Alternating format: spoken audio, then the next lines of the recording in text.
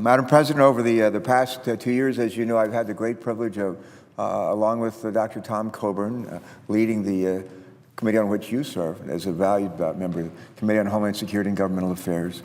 Our committee has many responsibilities. One of those responsibilities is the oversight of the Department of Homeland Security. Although our committee, the nature of our committee, as our presiding officer knows, is we have oversight over the whole federal government, but a special focus on the Department of Homeland Security, which was created about almost a dozen years ago. The department is just shy of 12 years old, pretty young compared to most other agencies. It was established in 2003 following the terrorist attacks of 9/11.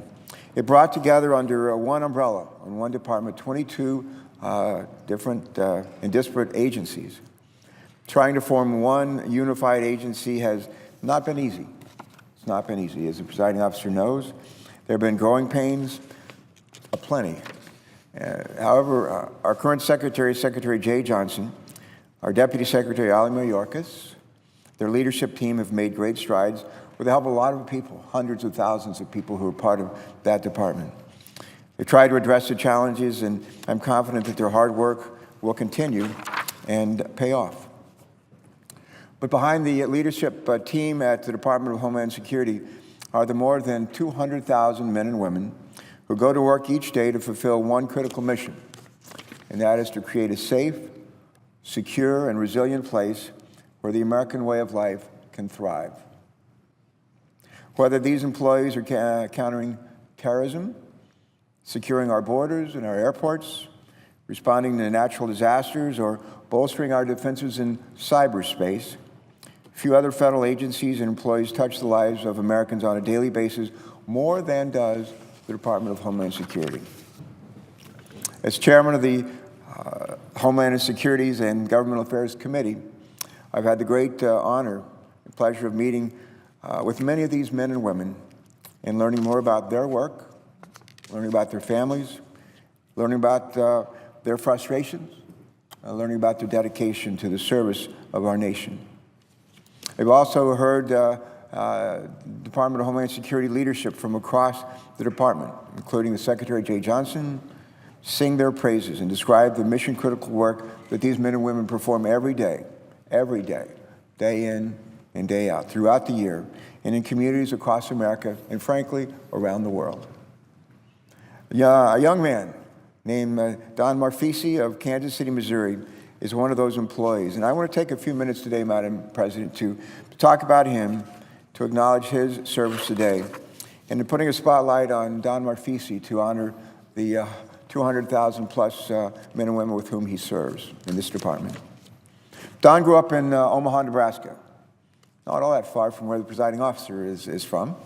He's the son of a civil servant and a homemaker. His father worked for the city of Omaha.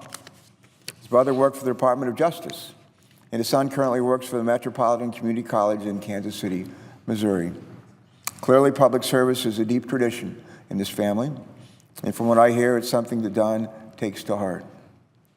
Don began his federal service more than 24 years ago as a supply clerk within the U.S. Department of Agriculture Farm Service Agency in Lincoln, Nebraska. 4 years later, in August of 1998, he joined the Immigration and Naturalization Service in the Department of Justice. And after a little over a year there, he was transferred to the Citizenship and Immigration Services in this new Department of Homeland Security.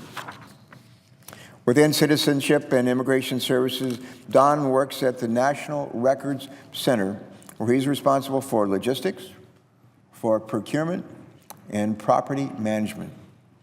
You can still find him there today. In fact, his colleagues consider him a cave pillar, having worked at the center since opening day. Now, what does a National Records Center exactly do? According to the department, it's the keystone to the record keeping of the agency for which he serves. We call it USCIS, USCIS. It's one of our acronyms we use around here. Housing their millions of paper records that have been centralized into a single state-of-the-art facility. The center where Don works improves the integrity of USCIS's record keeping and dramatically reduces the time it takes to retrieve a file or paperwork. meaning faster application processing for an agency charged with overseeing our nation's immigration system. Don's current title, Missions Support Specialist, doesn't quite do his work justice. His colleagues tell me that Don is not just a support specialist, but an integral part of the National Records Center's mission support team and plays an important role in nearly all the logistics-related projects executed at the center. In this position, he develops and administers best practices for federal procurement and property management.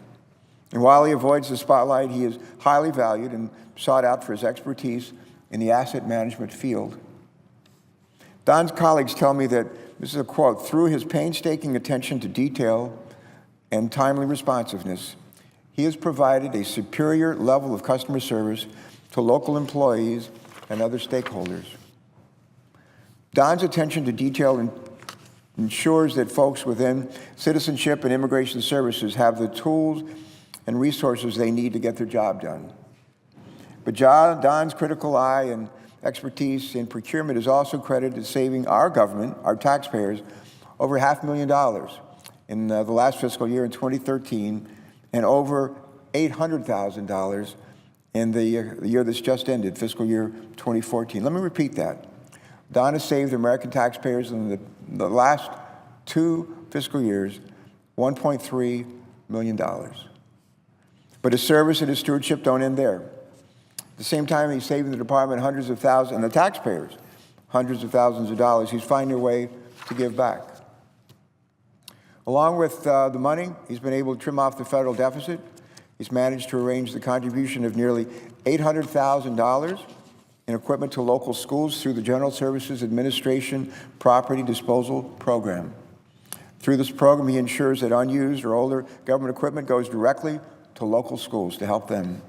And because of his efforts, computers and other equipment that would otherwise be trashed or hopefully recycled are used to boost education and to raise student achievement in schools across our country.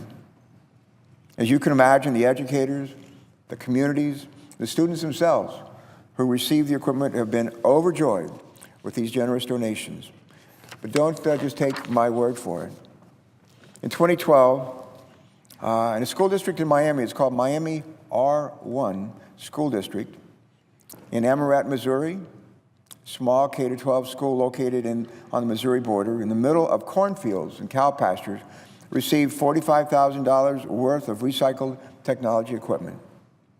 Sharon Knuth, the school's technology administrator, wrote to Don saying her district was, this is her quote, blessed by the GSA, General Services Administration's property disposal program. She added, we are limited in our funds and budgets, so we do not always have the chance to purchase the latest technology equipment to boost student achievement. Because of your generosity, we will put these computers, these monitors, these speakers and plugs to good use. We will grow and prosper only because we found some great friends like you who gave us some much needed support along the way. Another school in Chadwick, Missouri thanked Don for the blessing, that's their term, blessing of this new technology they received through his efforts. But there's more. Don was also a member of the Office of Equal Opportunity Inclusion, Minorities Serving Institutions program, which facilitated more than $1 million in computer equipment donations in the past fiscal year 2014. Don has been recognized for his extraordinary accomplishments in years past. In 2013, for example, he was recognized as the Employee of the Year for his agency and as one of the National Record Center's Employees of the Quarter. Yet despite these great accomplishments and high praise from his colleagues and from people all over the country, Don insists that every award that he's received is a team award, a team award. And when he learned he was gathering such high praise for his work, his response was in his words. He said, being recognized for your efforts is appreciated. However, I'm the fortunate one. I get to reuse items and give two things I enjoy doing. Like a true leader, this man is humble. Don reminds me of something I learned from Department Secretary Jay Johnson during his confirmation. I learned that one of Secretary Johnson's guiding principles is a lesson from Dr. Benjamin Mays, known as Benny Mays, former president of Morehouse College, who once said, "You earn a living by what you get, you earn a life by what you give." Think about that for a second. Think about that. And then think about this man right here. Think about this man right here. And think about Don and all the giving he's done throughout his career in the service to our country. I just want to say to Jay Johnson, the Secretary of the Department, you've got a remarkable employee in your ranks. You've got a bunch of them. You're blessed with a lot of them. And Don is certainly the top of the list. Don's service doesn't just end at the department, though. He has a couple of other critical roles. He's a husband, and he's a dad. He and Pam have been married for 30 years. They got a son, Josiah, and a daughter named Anna. And when he's able to find some well-deserved downtime, he enjoys watching one of those Big Ten teams, the Nebraska Cornhuskers, with his family. I think, as I say, as a proud Ohio State graduate, we enjoyed playing you guys this year, Don, and we look forward to the opportunity for you guys to get some revenge maybe next year. To Pam and Josiah and Anna, I want to say thank you for sharing your husband, and thank you for sharing your dad with us. He's done extraordinary work for our country and for a lot of communities. We're proud of him, and I bet that you are too. And finally, to Don Marfisi, let me just say on behalf of my colleagues here, Don, Democrats, Republicans, a couple of independents as well, the folks that work here in the Capitol, even the pages that are sitting down here at the bottom of the presiding officer's desk. We all want to thank you for what you do every day for us, for your tireless service, and for your immeasurable generosity to our great nation. I think Ali Mayorkas, Ali is the Deputy Secretary of the Department of Homeland Security, and we were visiting and meeting with a number of employees of the Department of Homeland Security's job it is to, not their day job, but their additional responsibilities to try to figure out how to raise morale of the folks at the Department of Homeland Security. For the 12 or so years it's been in existence, the department has suffered from low morale, and sadly still does. Although I think that's starting to change. I like to say I'm an old Navy guy. I like to say if things that are hard to do are like turning the course of an aircraft carrier. And I think the aircraft carrier is beginning to turn at Homeland Security. One of the keys for any organization to do well is to have great leadership. Great leadership. And as the presiding officer knows, at the beginning of this year, if you look at the top leadership ranks of the Department of Homeland Security, there were gaping holes in it, gaping holes. And one of the things that we sought to do, Dr. Coburn, myself, our committee, is to when the administration, when the president nominates somebody of talent, capability, good leadership skills for these senior positions, to bring those nominations here to the Senate and to debate them and to vote them up or down. And we've been able to make great progress this year, and I'm grateful to Senator Heitkamp, our presiding officer, for being a big part of that. We'll have a vote here, and actually later this afternoon, on yet another one of those nominations, a critical nomination of a woman named Sarah Saldana, who runs, she's really the U.S. prosecuting attorney, leads our operation for the Justice Department in the northern part of Texas, 100 counties in her great state, trying to make sure that the federal law is enforced across those 100 counties. She's been nominated, had the Office of Immigration and Customs Enforcement, we call it ICE, huge job with tens of thousands of employees working for us all across America. And my hope is my colleagues, when we debate her nomination, she's been supported very graciously by John Cornyn, senior senator from Texas, who introduced her to our committee at her hearing. My hope is our colleagues will join together and support her nomination. We have this photograph here, and I said earlier, this is Don here in the middle, also known as Pam's husband, but Don Marfisi, who we're honoring today. And I'm going to be doing this, Madam President. I'm going to be doing this about once a month, coming to the floor, and just talking about this department that doesn't get the kind of credit that they deserve. And the people who work there don't get it, and we're trying to make sure that changes. That's part of changing the course of this aircraft carrier. You can't say thank you enough when people are doing a good job. We need to praise them. And Don is just one of many.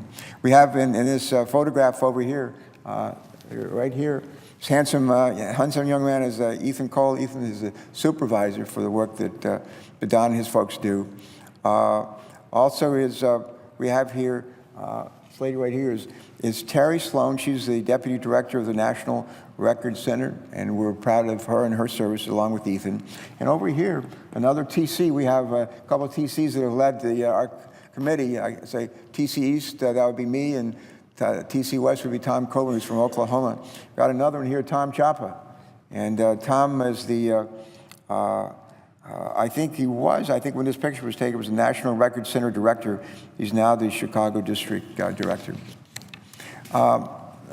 Not long ago, I was with Ali Mayorkas. We were visiting, meeting with a number of Department of Homeland Security employees. And I just want to mention something that Ali told, a story that he told us about a visit that someone made to NASA headquarters. I don't know if it was an evening or a weekend, but it was like off hours, and this person was going through one of the big buildings or whatever, it was a NASA space, and he came across a guy who was a janitor there. And the guy who's responsible for custodian is responsible for keeping the place clean or cleaning it up. And the visitor said to the janitor, the custodian there that night, he said, well, what are you doing? What do you do here?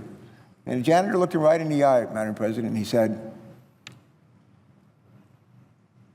I'm putting a man on the moon. I'm helping to put a man on the moon. Well, these people right here, including Don Marfisi, they're helping to ensure that our country is safe and secure. We're in their debt.